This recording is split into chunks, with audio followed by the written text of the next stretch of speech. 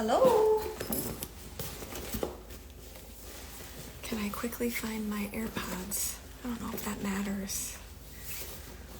Give some people a couple minutes to hop on. We've got some good questions today.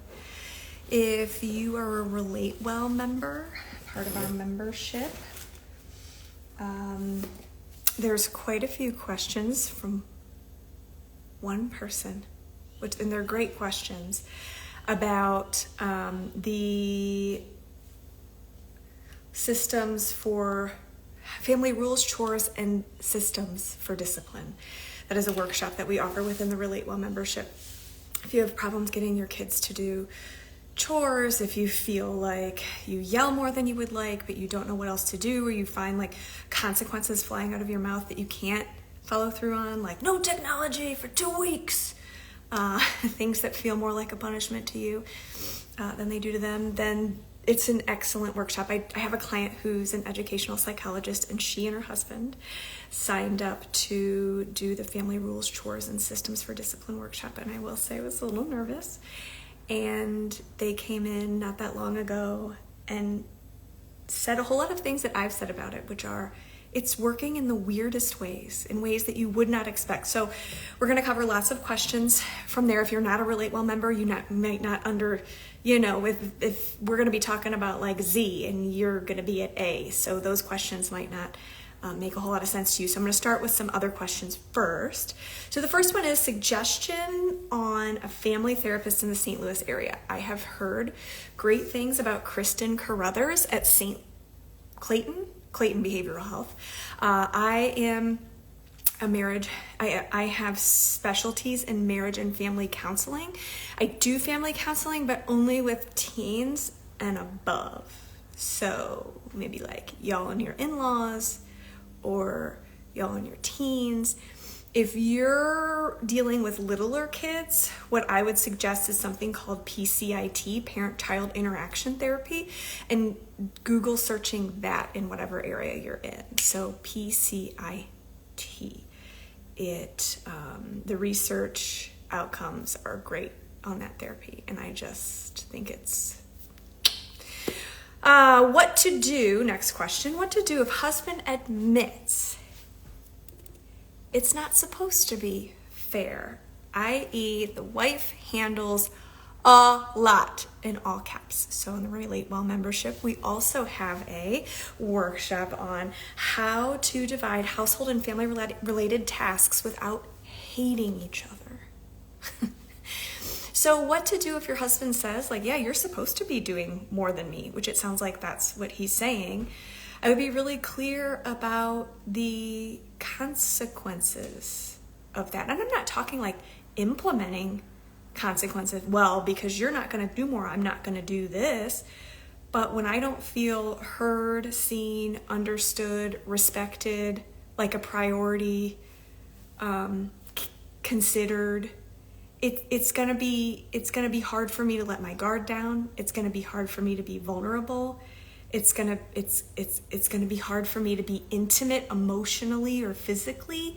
And that's just for me. I don't know what it is for you, but I would talk to him about like, well, okay, well, if that's, I hear that you think it should be that way, but here's how it's making me feel and what I think it's getting in the way of. And so I think that information goes a long way here, and there's a lot of information out there on what impacts, like, for instance, a woman's sex drive. And there's lots of research out there on what leads to marital satisfaction. And there was a study in 2016, could be getting 15, 16, that found that the number 2 predictor of a woman's marital satisfaction is perceived fairness in distribution of household and family related tasks. Now, fair, I understand, isn't always 50-50. Some people's jobs outside of the home are going to look different. That might require, it to be that 50-50 is not what's fair. Like, it might be something else. I'll tell you what this is in a minute, the thing that I'm carrying around. So I would start there, but also, I created the workshop, How to Divide Household and Family Related Tasks Without Hating Each Other. In a way, I knew I had to make it something that husbands would also want to pay attention to. And I think that there's a lot that gets in the way of distributing household and family related tasks equally. And a lot of it's invisible, and it kind of feels like marriages and families are set up to fail. Like that's the degree to which I feel like it's not great. And I also have a podcast on this coming out that might be a good place to start. So with a motherhood sociologist. It's only been coming out for like 4 months. Summer was really summering around here. I see somebody said like they have an urgent question. Can you ask here? Yes, put it in the comments. I'll try to whiz through the comments at the end and pick up your questions. How do I haven't looked at some of these. How do I walk away from a relationship that I want more committed, but he does not? Oof, that's really difficult, right? Like really difficult because you perceive the relationship to be pretty good. And it's hard to walk away from something that's not terrible, let alone pretty good. But I try to put somebody that I love in my place. So like my daughter or an imaginary daughter or a best friend, if this were my daughter and she were wanting more out of a relationship, what would I want for her? What would I want her to do? What would I want her to say?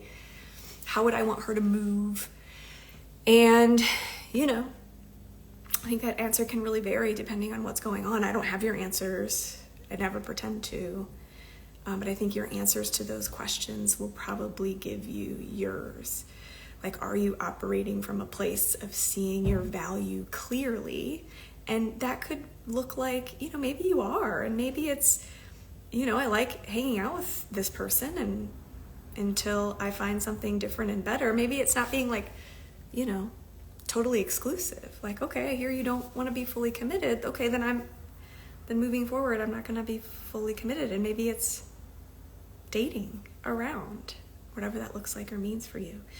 And maybe it is walking away. I don't know what that answer is for you, but try putting somebody you really value in your place and asking yourself what you would want for him or her. I guess I've been assuming that you were her. I shouldn't do that. Next question, how to handle when your friends don't get along with your significant other? Don't get them together, I guess.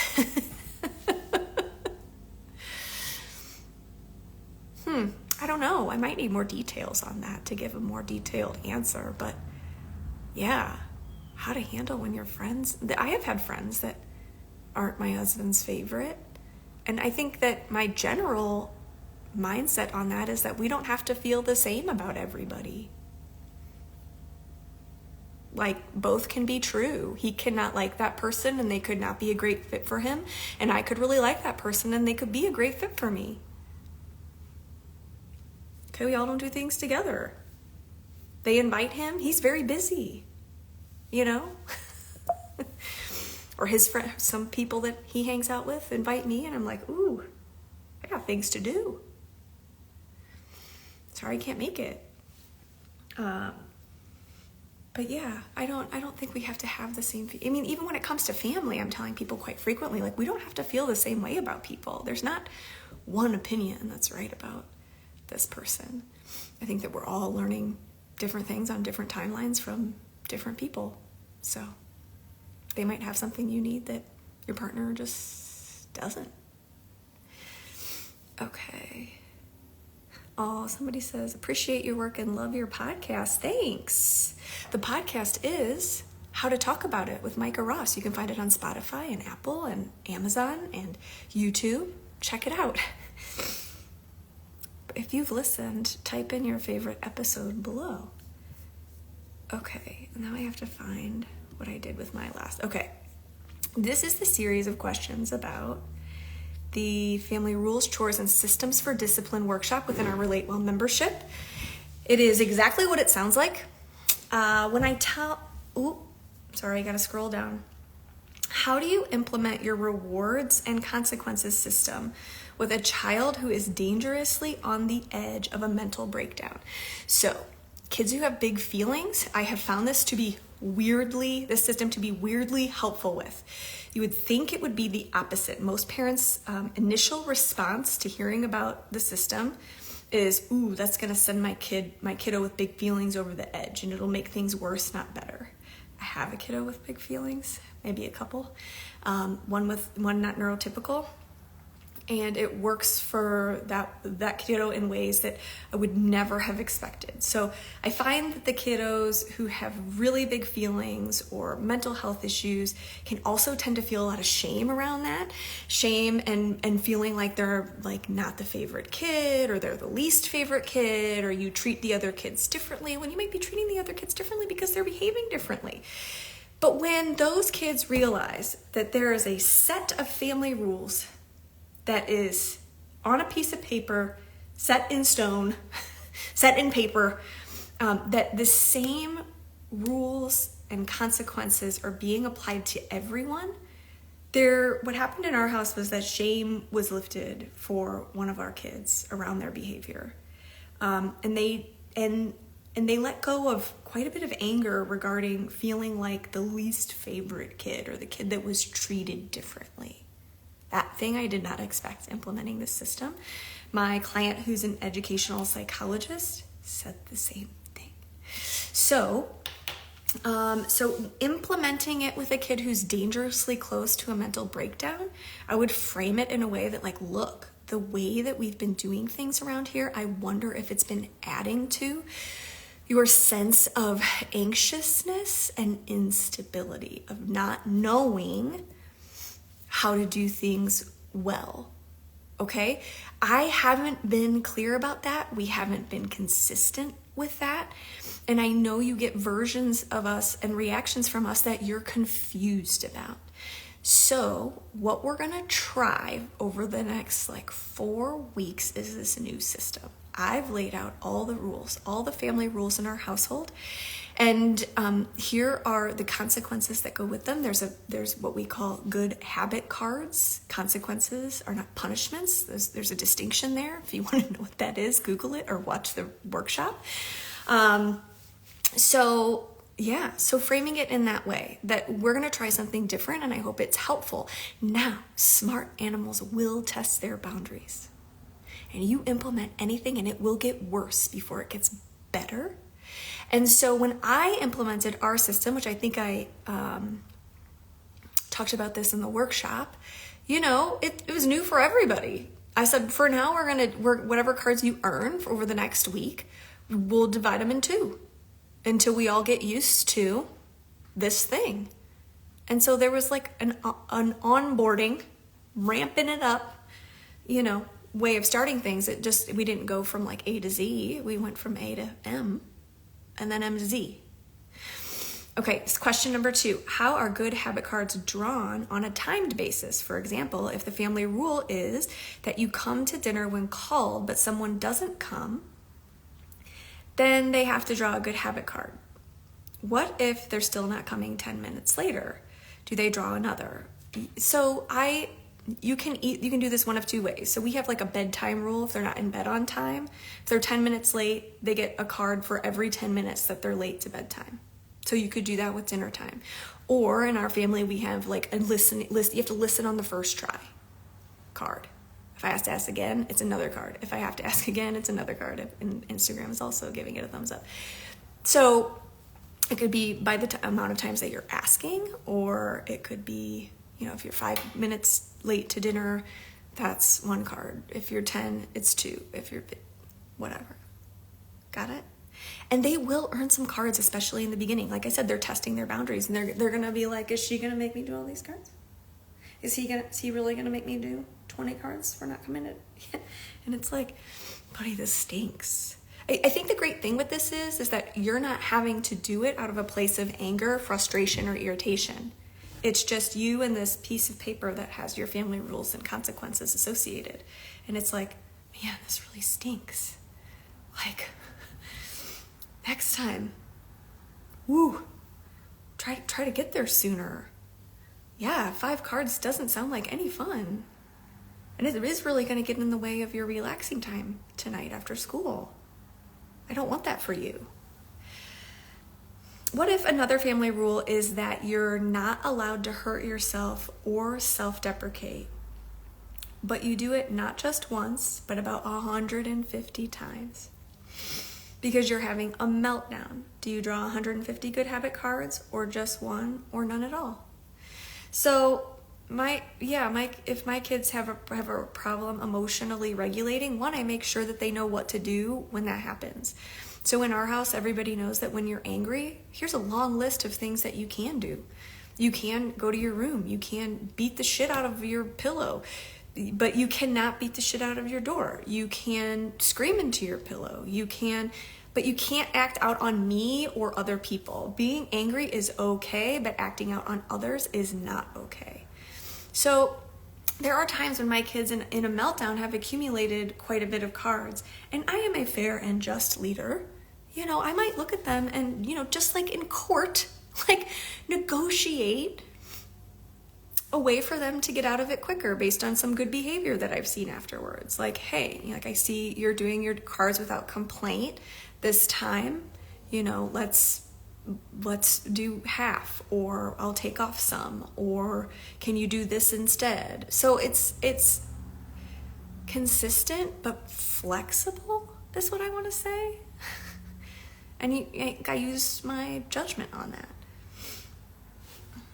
Okay, what if, there was a time that one of my kids told the other, like, I'm gonna kill you in your sleep.